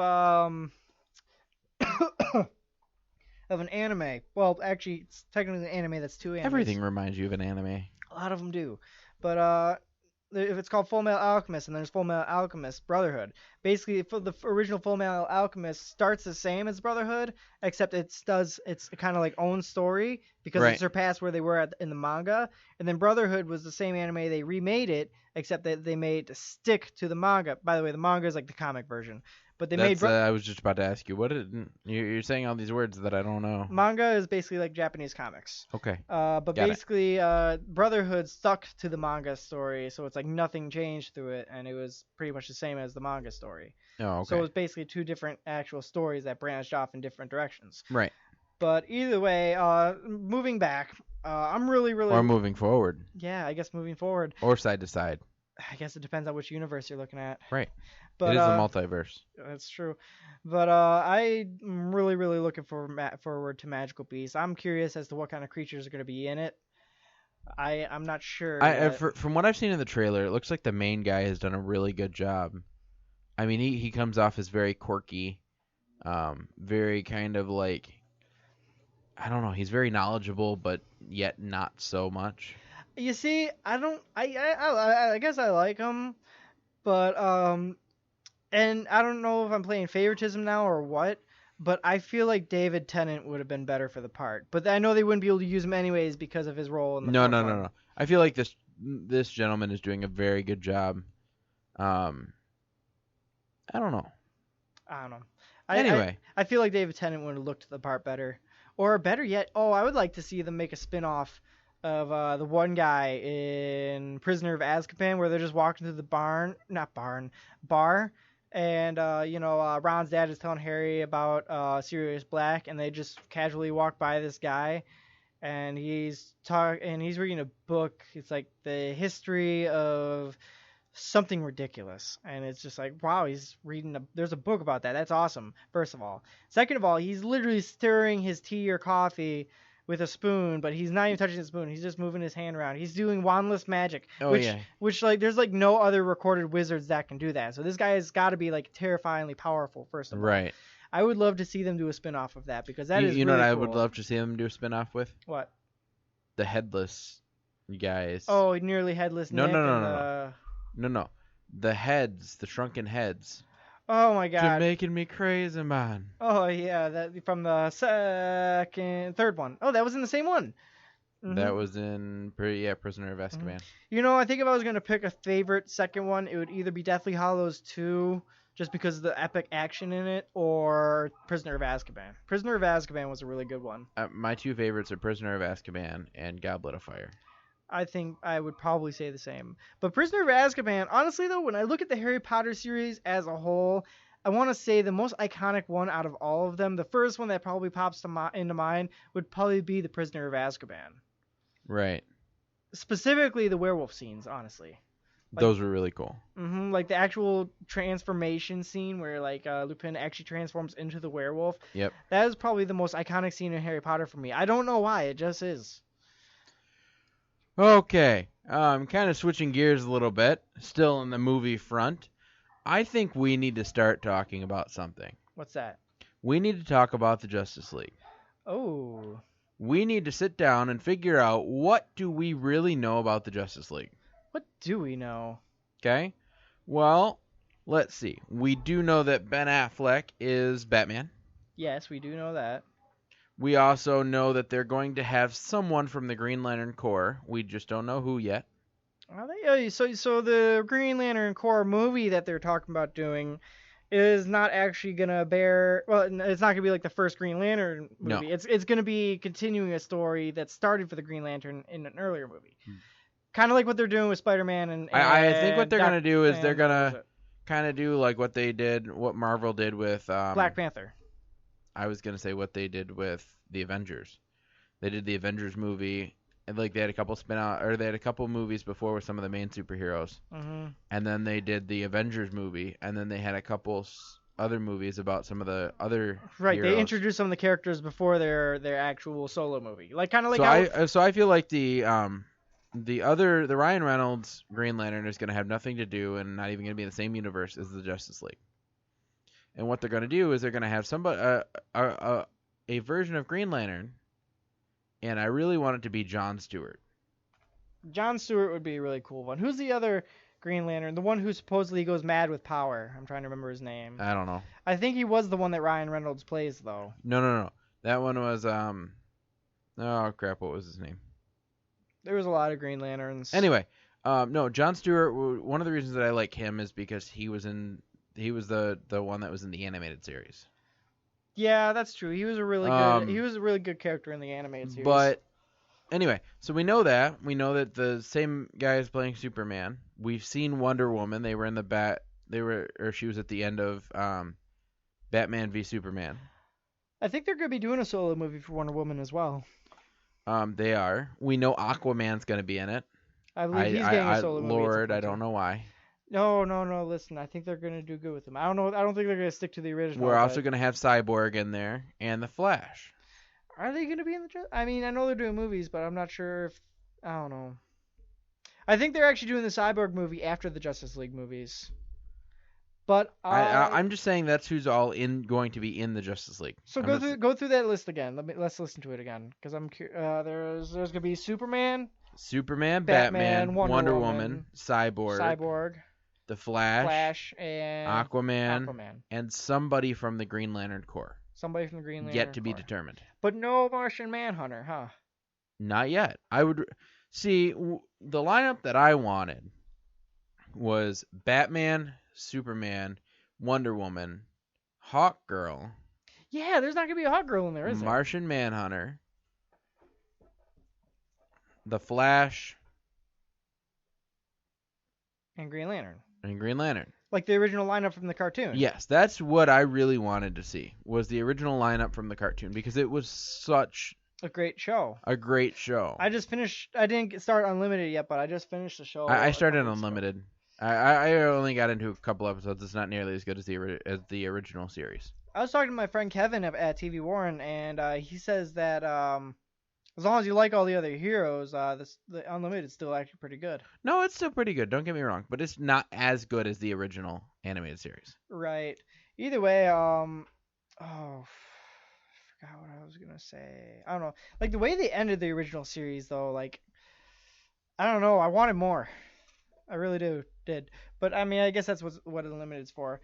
But I mean, like honestly, like some of the heroes that they're putting in the Justice League movie, I wish they would have gone more with the original lineup. Like Cyborg, he's honestly like a little. He's Teen Titans. First of all, I'm always gonna think of Teen Titans. I'm always gonna think of Cyborg as a Teen Titan. Yep. And when I started, he belongs with Robin, not Batman. Right, and I've seen animation for him too in Flashpoint Paradox, which was one of the Justice League movies that Zach told us about. Right. And good movie, by the way, really good. It's got probably one of the most epic hero fight scenes of most movies. Okay. But I think they made characters over buff in it animation wise. But and I don't really care for the character animation for Cyborg either. It's totally different than Teen Titans. However, I was super excited to see them like throwing Cyborg in this universe, but I feel like there's some heroes that were more deserving of the role. Okay. Well, some other things that we do know. So we know the lineup. We also know that the director is Zack Snyder. And he's been the director. We're also going to have Chris Terrio. Chris Terrio? Terrio. He's the writer of the movie. Movie. So that's pretty much all we know. At least that's all that I know. I think did they do trailers for the Justice League yet? Or no, I remember seeing something about Batman and the Flash, and he threw like one of his batarangs at the Flash, and he literally just like dodged it like it was nothing, and literally grabbed it and took it. Oh yes. Okay, so what they did it was Bruce Wayne went in to find the Flash. Yeah. Trying to recruit him for the Justice League. Then they mentioned Aquaman in there too, didn't they? They did. They mentioned that like I don't know how mad was he or something like that, but the character who plays the Flash kept insisting that Bruce Wayne had the wrong guy, and that's when he threw a batarang at him and he moved out of the way really quickly. Yeah. Yeah, and then I remember I think he ends up being like super excited about the idea of joining them. Yes. Mhm. So another thing we do know, or at least that is Implied. it is implied, is that do you remember Darkseid from the Mm, animated series? Darkseid. I know the character. I don't think did he play much of a role in the original? He was the one. He came back about 2 times. Oh yeah, I remember. Yeah, didn't he? Like. He had like the crown. Yep, no, I remember. Yeah, he kind of like allied himself with the Justice League to Yep. save his own home planet for a minute. Yeah, I remember that. So he is supposedly going to be in the new Justice League movie. Really? Yes. You know what? It doesn't surprise me at all. I figured Darkseid would probably be the main villain. Yeah, it said he yeah, it's just saying that he'll be the bad villain. Darkseid will appear. It's according to a news reporter. It's quoted, Darkseid's presence will loom large in Justice League as the film's prologue introduces the new god, and while ancient Amazons, Atlanteans, and prehistoric humans fight off Earth. Yeah, I think I remember hearing something about I think the Amazonians play like a significant role in it. I heard. Which is cool because that's where Wonder Woman originated from. Right, she's what she is. an She's an Amazonian, Amazon. and she kind of stole the Wonder Woman outfit. She did, didn't she? Yes, she did. That's interesting. Yeah, but either way, like the Justice League, honestly, I'm just hoping it's better than Batman versus Superman, because really, Batman versus Superman was kind of a letdown. That's what I've heard. Mhm. I really want to see it because I want to be let down myself. But Let me. Mind if I give you? I don't know if it's real much of a spoiler, but it's probably the stupidest part of the movie. spoiler alert. No, it's basically like the reason Batman and Superman don't end up killing each other. That's all I'm gonna say. The reason behind it is really, really stupid because one of them's about to kill the other, and one of them says something. It's a little thing, and it's really stupid, and it changes the other's mind. See, I've never really pictured Batman and Superman fighting like that. Well, I do. I know it's always kind of lingered there as a possibility, mainly just because I liked one episode of Justice League where somebody asked Batman, it's like, oh, you just happen to carry kryptonite around on you on your person, and he's like, call it insurance. I think Batman's always ready. He's always ready for everything. He's always ready for a fight with Superman. That's one thing I feel like he's always ready for everything. Yeah, I mean it is Batman. Now, as we've said, I feel like not having John the Martian Manhunter in the new movie is kind of cheap. Because I feel like he would make a great character. I mean, he made a great character in the animated series. Martian Manhunter might very well be one of my favorite Justice League heroes. I think he might actually be one of my favorites, just because. That one episode with Metamorpho? They even said that if he copied Martian Manhunter's powers, it would be over for all of them. Right. I literally think that's true, though. He's literally the most powerful person in the Justice League. Right. Even more powerful than the Green Lantern, even more powerful than the Flash. One thing I like about Young Justice was how they really paid a big effort to the Speed Force, especially towards the end. They definitely pay a lot of tribute to the Speed Force in that series. Right. And I'm really hoping that they talk about it a lot in the coming Justice League. Speaking of Young Justice, actually, I heard they're in talks for a season 3, which I don't think you've actually watched it yet, have you? No. You really have to. But I can barely. I just finished iZombie last night. How is that show, by the way? It's really good. Yeah. It's starting to lean on stupid. It depends on how season 3 goes. Oh, I've seen shows like that where it's like, oh man, you better make a good comeback. Well, okay. I think it was season 4 for American Horror Story did that for me. Just switching gears a little bit. So iZombie is one of my favorite shows because I'm not into The Walking Dead or anything like that. Because I don't know. I can't draw. I need to draw a parallel to real life. It needs to be kind of realistic for me. And so what this is this the main character is a girl named Liv. Mm-hmm. And she, when you start season 1, she is she's a medical student. She's the kind of person who, strives to succeed at everything. Never parties, always studies, is a Bookworm. bookworm, goody two shoes, everything you can think of. Now her fiance and her best friend, or one of her friends, convince her to go to this boat party. That's where everything goes a little wrong. They have this designer drug there. It's called Utopia. And that mixed with a energy drink called Max Rager, somehow the chemicals mixed and turned people into actual zombies. So it's like a bath salt story. We're not talking about sausage party. I said bath salts. Yes, there were bath salts in sausage party. There were? Yes. I didn't see sausage party. You need to. Really? Oh, you need It's to. worth it? Oh. It struck me as pretty stupid. Oh, you would love it. Maybe I will look into it. Why don't we might just see after the show if Redbox is running it. We might just. I can't today. I gotta get to one of my internships early in the morning. I gotta get to work early in the morning. We'll see. Anyway. Anyways. No. So what it does is it follows this around. So she gets scratched. Because it's not just bitten in this movie, it's scratched. Like, you just one little scratch from a zombie and you turn.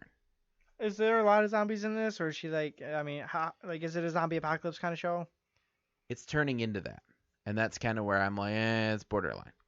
So what the whole premise is, and because I like crime shows. So she turned herself into she got turned into a zombie and broke off her engagement with her fiance and basically cut off access to anybody who used to know her because she's now a zombie. Right, and zombies don't need friends. But the what she discovered is that she eats brains. She gets their memories, don't they? Well, not just that. She gets to look normal. I mean, she's still pale and her hair turns white. Mm-hmm. But she can look like a normal human being rather than her flesh falling off of her face and her looking like a normal zombie. Okay. Okay. So because of that, she got a job in the morgue. Ah. And so the whole first season is about the guy who turned her into a zombie.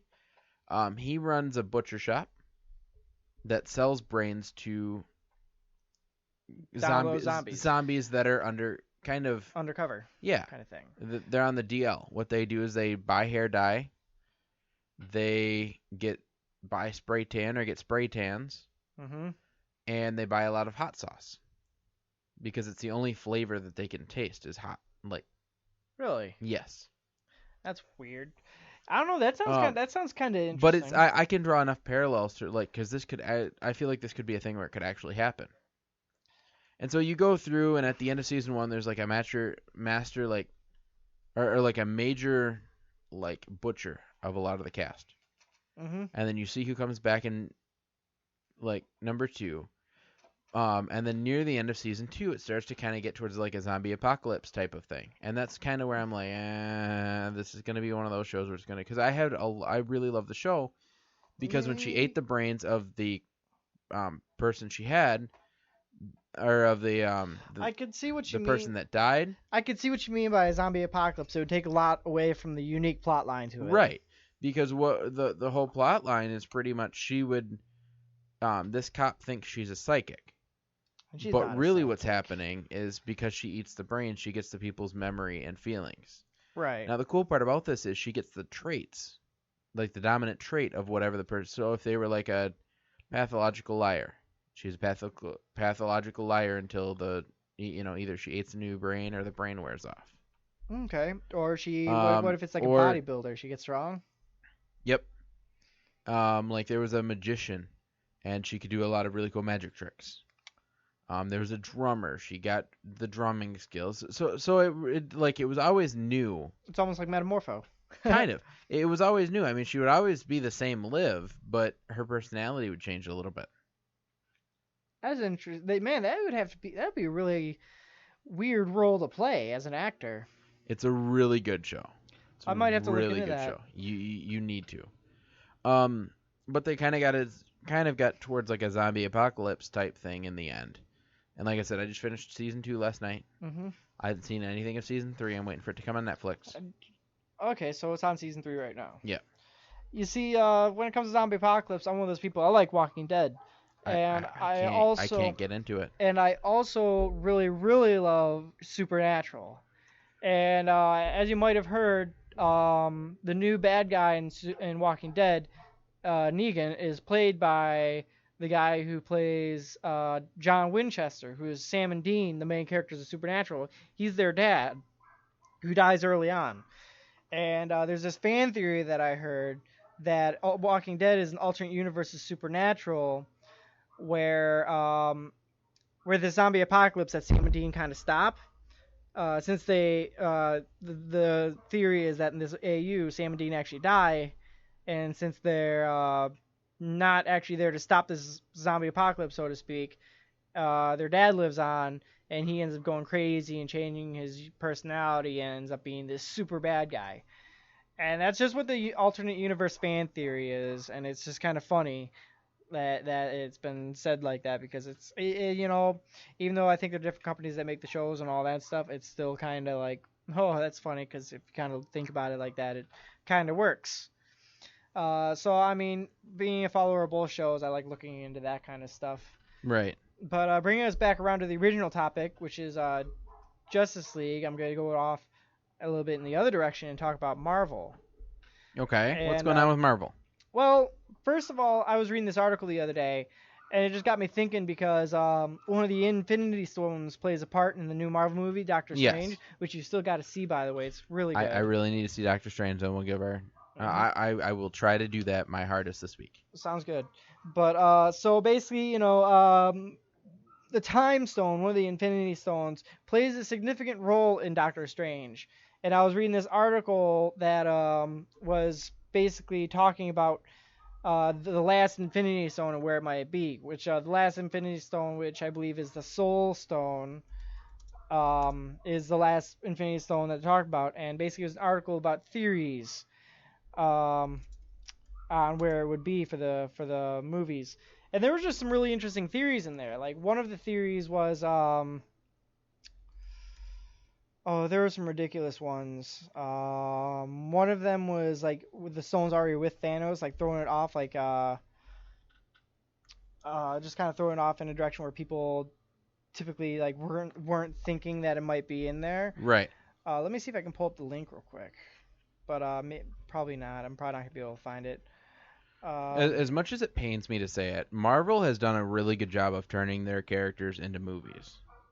The only really flop they've ever had is the Hulk, and that's because they keep trying to do an origin story of the Hulk, and it's one of those things where, it's the most quoted origin story. You won't like me when I'm angry, but it just won't. It hasn't done well in previous, and it won't do well if they do it again.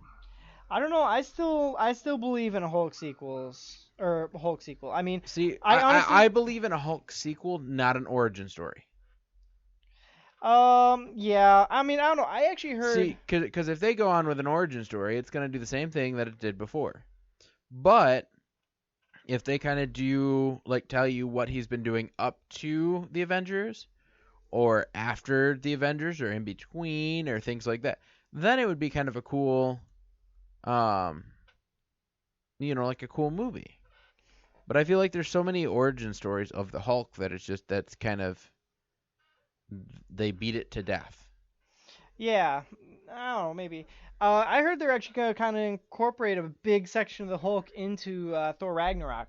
Like, I heard one of these theories was talking about the Soul Stone and how it might be on some other planet that Thor and the Hulk might end up going to, and that would kind of be the premise for Planet Hulk. Right. So Thor Ragnarok could literally actually end up being like half Planet Hulk, which would be kind of cool. What else? Doctor Strange is supposed to play a cameo in it as well, and it's even been proven, but I don't know about proven, but highly suggested because I'm just gonna give you a little look in advance. There is a movie or a clip that's after the credits in Doctor Strange, as there is with all Marvel movies, pretty much. And that clip, it incorporates Doctor Strange into it, obviously because it's Doctor Strange, and Thor. It's like Right. them sitting down and having a drink together, and it's funny. It's actually really funny because there's a small part, because like you know how Thor, he's like Asgardian, they love drinking. Right.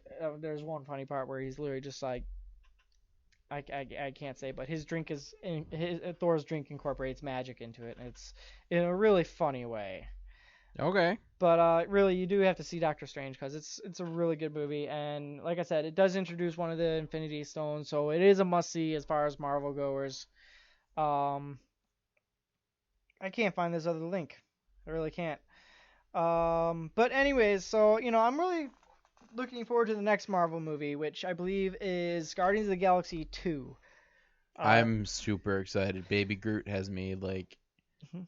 I'm dying for some Baby Groot. Mm-hmm. One of the other theories actually incorporates Guardians 2, which the theory is Star-Lord's father I think his name is Ego, and really he's actually like a planet.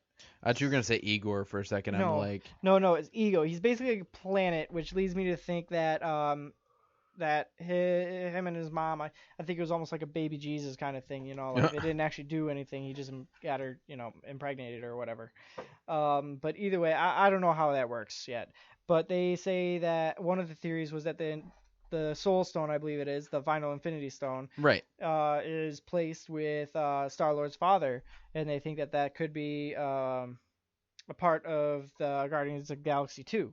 Okay. So I don't know. I'm not sure. I don't know what to expect from it yet, but I'm looking forward to it. I think that'd be really cool. I think it will be too. What do you go ahead? I was just gonna say how much I wanted to see Baby Groot. Baby Groot is one of the things that You live for? I don't know about living for, but it's one of the things I'm looking for most about Guardians. What are your ideas? Where do you think this last Infinity Stone might be? Honestly, I'm not sure. I haven't really kept up on too many of my Marvel movies. I've kind of lost track. Like I said, I haven't even seen many of the DC movies. Right. Oh man, there was another movie too. I'm trying to remember what it was. It wasn't Magical Beast. It was a different movie. I got to think about it for a second. I'll come back to it in a minute. I'm just thinking about it. You know what I do know though? What? I am Groot. Are you Groot? I am Groot. Are you Groot? I am Groot.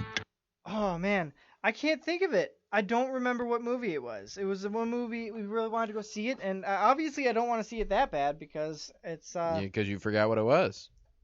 Central Intelligence was a really good movie. Let me tell you what. That was the one with Kevin Hart and Kevin Hart and Dwayne The Rock Johnson. Dwayne Johnson in it. Yeah. It was good. It was great. It was hilarious. Was it hilarious? It was. Interesting. So what have you heard about this new movie, Logan? Logan. Originally, because of the title, I'm like, what is this movie about? And then I saw the whole like claws come out of I was about to say hands Logan. thing, and I'm like, the first thing that comes to mind when I think Logan is Wolverine.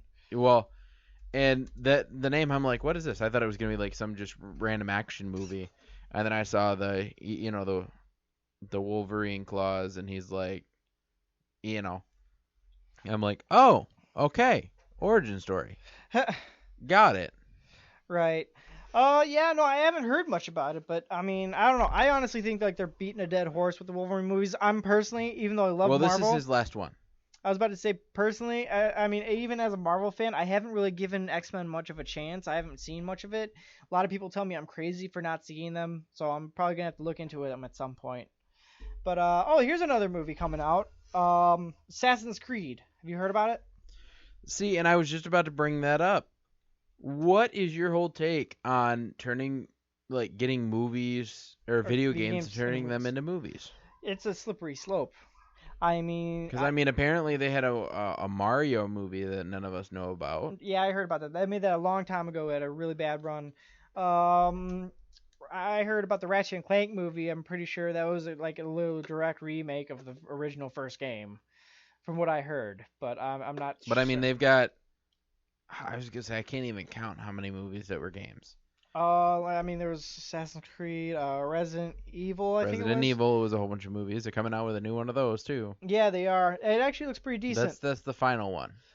Yeah, there's Assassin's Creed. I'm not entirely sure what I expect from it. I don't know if it's my kind of movie, but I do expect big things from it. It did look really good though. I do have to say the concept looked really sweet. I do think it's gonna fall short of the hype, because it's really, really hard to make a video game movie.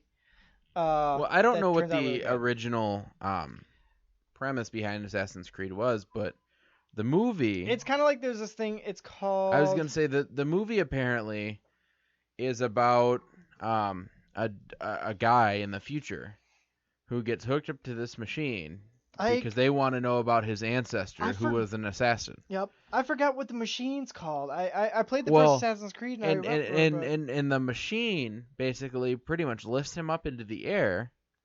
Yeah. And makes him feel like he is one of his ancestors. Yeah, it's like, you know. And so he like goes through all of their movements. It's like an assassin simulation. It's really cool though. Like just the concept to me was cool, which makes me kind of want to see it. Yeah, it looks good. I might go see it just because. I played the first Assassin's Creed, and I played a little bit of the second one, and the second one's where it lost me. I heard some of the games were really good, but I haven't really given them a chance yet. I think I still have one of them that I still gotta play. But there's a lot of other good movies coming out too. There's this one I want to see. It's called Power Rangers. Well, there's Power Rangers. That looks really good. There's Beauty and the Beast. There's this one. It's called Why Him. It has the guy who played Walt in Breaking Bad. Okay. Or if you didn't watch Breaking Bad, if you watched I didn't watch Breaking Bad, but I know who you're talking about. You know who I'm talking about? Yeah, it was the dad, Malcolm in the Middle. Yep. It's got the guy who plays him, and it's got James Franco, who's supposed to marry his daughter in the movie. Oh, I saw that. And that looks hilarious. It looks really, really funny. That looks really funny. Yeah, and he really doesn't like him, but the soon-to-be son-in-law, it's James Franco, so it's gonna be really funny. It looks funny. You know what movie really was funny? Which one? It was Sausage Party. You're gonna have to tell me a little more about this. I do have to say though, it is very horrible. Like, I know there's a lot of foul language in it.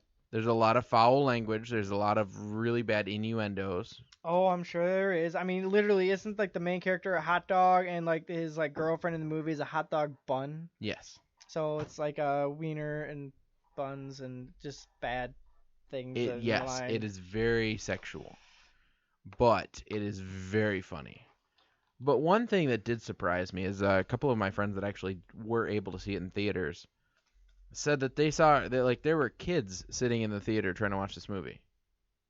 That's like Deadpool. Like here it is, like there was so much outrage about kids seeing Deadpool, and I'm like, listen, they made it clear in advance that this movie was not child friendly. See, and that's the same thing. Like the Sausage Party, it had an R rating, and if you watch the trailer, it's clear that it is not meant for kids.